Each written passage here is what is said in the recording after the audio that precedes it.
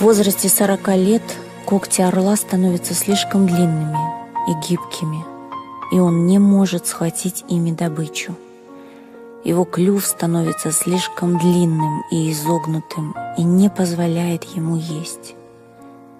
Перья на груди и крыльях становятся слишком густыми и тяжелыми и мешают летать. Теперь орел стоит перед выбором: либо смерть, либо длительный и болезненный период изменения, длящийся 150 дней. Он летит в свое гнездо, находящееся на вершине горы, и там долго бьется клювом о скалу, пока клюв не разобьется и не слезет. Потом он ждет, пока не отрастет новый клюв, которым он вырывает свои когти.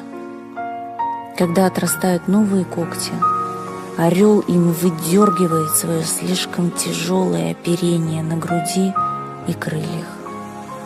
И тогда, после 5 месяцев боли и мучений, с новым клювом, когтями и оперением, орел снова возрождается и может жить еще 30 лет.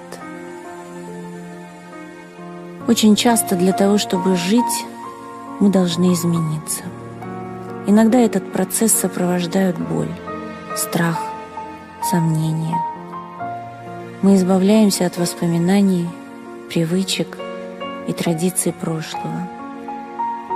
Только освобождение от груза прошлого позволяет нам жить и наслаждаться настоящим и подготовить себя к будущему. Начни жить иначе.